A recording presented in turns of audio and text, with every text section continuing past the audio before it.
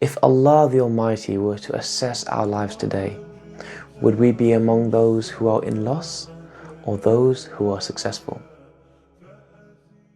Assalamu alaikum and welcome to episode 8 of our series Understanding the Qur'an. Today we'll be talking about Surah Al Asr, the age.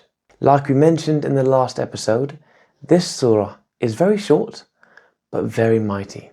Although this surah is only 3 verses long, the companions of the Prophet Muhammad, peace be upon him, the Sahaba, would hold it in such high regard that when two of them met and were about to part, they would often recite Surah Al Asr before saying salam. The great scholar Imam Shafi'i rahmatullahi alayhi mentioned that if this surah was the only surah to be revealed, it would be sufficient for us. Now think about that for a moment.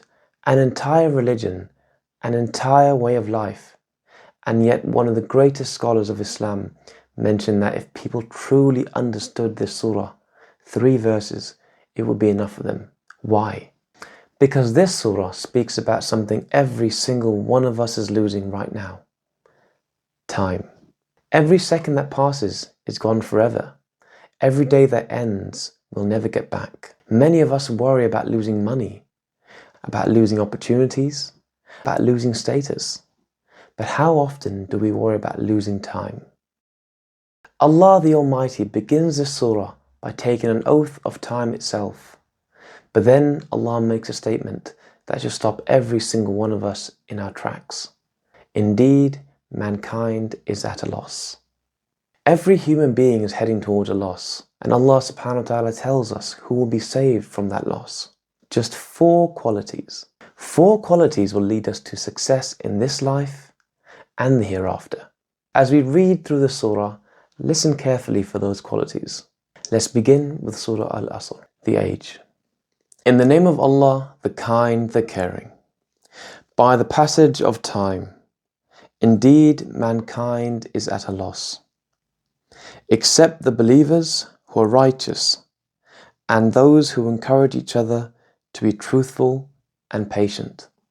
Subhanallah, in just 3 verses, Allah the Almighty gives us a roadmap to success. The first quality is faith. Faith is more than simply saying, I believe.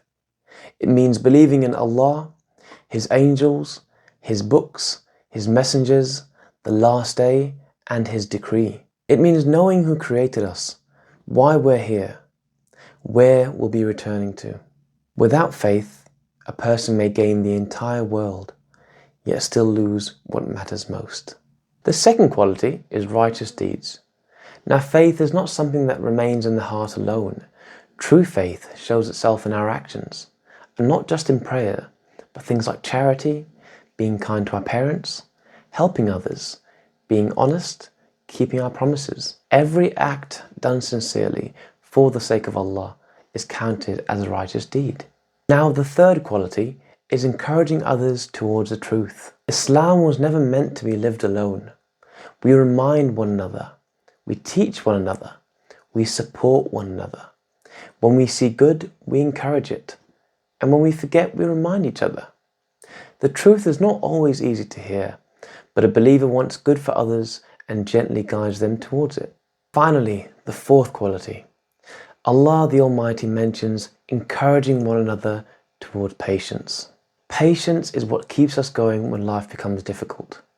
Patience in worship, patience in staying away from sin, patience during hardship, loss, disappointment, and trials. The path of truth is not always easy, but this is why patience is mentioned alongside it. These 4 qualities all work together. Faith gives us purpose, righteous deeds turns faith into action, truth keeps us on the right path, and patience helps us remain upon it. Now this is why Imam Shafi'i rahmatullahi alayhi mentioned that if people were to truly understand and reflect on this surah, it would really be enough for them. Because in just 3 verses, Allah gives us a path to success, not just in this life, but also the hereafter. The question this surah leaves us with is simple. If Allah the Almighty were to assess our lives today, would we be among those who are in loss or those who are successful? May Allah subhanahu wa ta'ala make us among the people of faith, righteous deeds, truth and patience. Āmeen. In our next episode, we'll be going through Surah Al-Takathur and its warning against becoming distracted by the pursuit of worldly gain. Inshallah, join us on the journey as we go through the entire Qur'an from cover to cover. Inshallah. Assalamu alaikum.